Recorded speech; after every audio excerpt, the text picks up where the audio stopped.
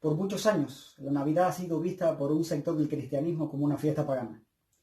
Muchos de los elementos de la Navidad han sido asociados con paganismo. Por ejemplo, las fechas, el intercambio de regalos y el árbol de Navidad.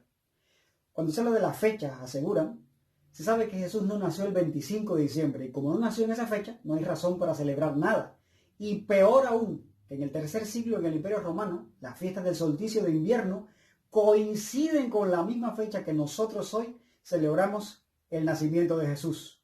Por lo tanto, lo que pasó es que cuando el emperador se hizo cristiano, decidieron sustituir todas las fiestas paganas y poner en su lugar celebraciones cristianas. Y una de ellas fue la Navidad.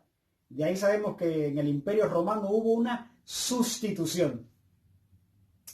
¿Cuáles son los elementos paganos básicos? Este grupo alega que uno de los elementos del paganismo es hacer regalos.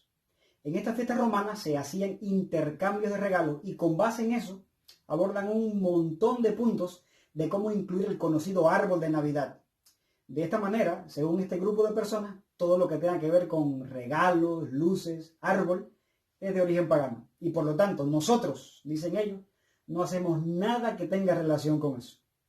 La pregunta seria para este grupo sería, muéstrame las fuentes para tomar esa postura. Muéstrame tus fuentes. ¿Dónde lo aprendiste? ¿Cuáles son tus libros de texto? ¿De dónde vienen los conceptos que tú tomas para asumir que esa es la posición que yo debo seguir? Interesante. Aquí viene la historia. En la época de 1850 existió un predicador en Escocia llamado Alexander Hislop y él escribió un libro, The Two Babylons, o las dos Babilonias. Salió como un panfleto en 1853 y oficialmente como un libro en 1858. Y en este libro, él colocó todo lo que él entendía que era de origen pagano y que había sido sustituido por la Iglesia Católica con festividades cristianas. Este libro mantuvo una influencia muy grande en el cristianismo europeo y tuvo tanta aceptación en los Estados Unidos porque cuando los peregrinos llegaron a este país, había un sector de los puritanos que seguían esos mismos pensamientos que este predicador publicara siglos más tarde. Eso sucedió en los 1850, pero en la década del 60 del siglo pasado, un predicador evangélico de este país, que se llama Ralph Woodrow, escribió un libro titulado Babilonia, Misterio Religioso.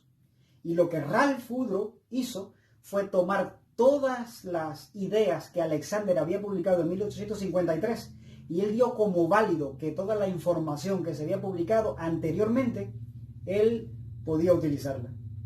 El pastor Ralph está vivo todavía, tiene 83 años, y su libro fue traducido al español, al portugués y al coreano. Y curiosamente, muchas de las iglesias cristianas asumieron sus ideas que dependían de Alexander Hislop como históricas y verdaderas. Para que podamos entender el asunto, un ejemplo de los tantos puntos de conexión que según Alexander y Ralph existían entre las celebraciones cristianas y el paganismo es una historia que cada año es difundida en estas fechas, con nombres de personajes que usted posiblemente ya ha escuchado. Yo me refiero a Nimrod, Semiramis y Tamuz. No hay espacio en este video para hablar de estos personajes en detalle. Quizá haga un video en la siguiente Navidad. Hoy solo estoy hablando de la veracidad de las fuentes que sostienen este mito. Es que están en la misma categoría de Odiseo, Poseidón y los cíclopes de la Odisea de Homero. Algo así como decir que Pinocho es real porque hemos leído el cuento. Sí, el cuento es real porque alguien se lo inventó, pero el personaje es resultado de la imaginación de su autor. Lo mismo pasa con Tamuz. Ahora lo que voy a decir en este momento es la parte más importante posiblemente de esta información. La parte de la historia que muchos no conocen es esta. El segundo libro que les mencioné, Babilonia, Misterio Religioso, fue sacado de circulación, pero quien lo sacó fue su propio autor. ¿Por qué lo sacó? Porque él se dio cuenta que los argumentos que Alexander Hislop había usado y que él había repetido no eran históricos y no se podían comprobar en ningún lugar y en ninguna fuente. Es muy curioso que no sabemos el día que Jesús nació y sí sabemos el día que Nimrod nació. Es curioso también que no tenemos datos de los personajes del Nuevo Testamento y aseguramos que el bisnieto de Noé nació en un día específico. El pastor Ralph decidió sacar este libro de las publicadoras porque él se sintió culpable de propagar ideas que eran falsas. Y tristemente millones de personas no saben eso y siguen creyendo en las mismas ideas que él sostuvo en el libro de los 60. Pero en 1997 él escribió otro libro titulado The Babylon Connection. Y en este libro él reconoce que las posturas con relación a Nimrod, Tamuz y Semíramis eran simplemente mitología. Así como de muchos personajes bíblicos, no existe ninguna información sobre Nimrod fuera de la Biblia, ni en la arqueología ni en la historia. Eso indica que todo lo que escuchamos de este personaje en otros libros es pura imaginación del autor. Ahora, algo sí hay que reconocer, es que los libros con estas ideas son de alta difusión, pero sus argumentos son basados en ideas propias de los autores. En el mundo académico está muy claro que no existe ninguna base arqueológica o histórica para decir que Nimrod fue este personaje.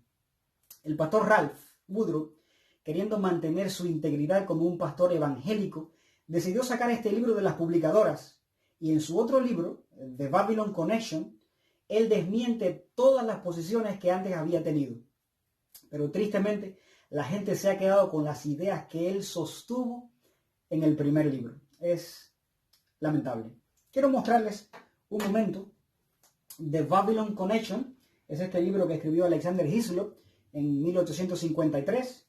Y tengo aquí también Babilonia, Misterio Religioso, escrito por Ralph Woodruff, el pastor evangélico que le hablé, que él toma todas las ideas de Alexander Hislop y las hace popular en nuestra generación. Y en este libro que está aquí, The Babylon Connection, él lo que hace, escrito en 1997, él lo que hace es desmentir todas las ideas que antes había publicado en la década de los 60, específicamente en el 66, que fue cuando escribió este libro. Aquí están los 3 libros. Les invito a que puedan dedicar un tiempo a investigar algo acerca de este tema y no se deje guiar más por el pensamiento de otros que están modelando su conducta referente a estas fechas. Hay algo, un llamado que quisiera hacer en este momento, y es: si la fuente que usted usa para sostener sus argumentos ya fue descalificada por su propio autor, y él confirma que la fuente de donde él tomó esas ideas no se pueden comprobar ni con la arqueología ni la historia, sino que es una invención cuya base es la mitología, sugiero que dejemos de mirar a la iglesia como pagana cuando en esta época decora sus templos para recordar que en algún momento de la historia nació el Cordero de Dios que quita el pecado del mundo. Isaías 9:6 dice: porque un niño nos es nacido, hijo nos es dado, y el principado sobre su hombro, y se llamará Admirable, Consejero, Dios fuerte, Padre eterno, Príncipe de paz. Y Mateo nos recuerda: y dará a luz un hijo, y llamará su nombre Jesús, porque él salvará a su pueblo de sus pecados. Apreciado amigo, todos los datos y la información que he dado en este video son comprobables. Ahora le toca a usted decidir si sigue creyendo en la leyenda de Tamuz, que es producto de la imaginación de Alexander Hislop, o aunque no celebre la Navidad, al menos deje de criticar y juzgar a la iglesia y acusar de paganos a los cristianos, que también usan la ocasión y aprovechan la sensibilidad de la gente hacia la Biblia y hacia Dios en esta época, para recordar que gracias al nacimiento de Jesucristo se logró nuestra redención. ¿Sabe qué? Porque no hay otro nombre bajo el cielo dado a los hombres en quien podamos ser salvos.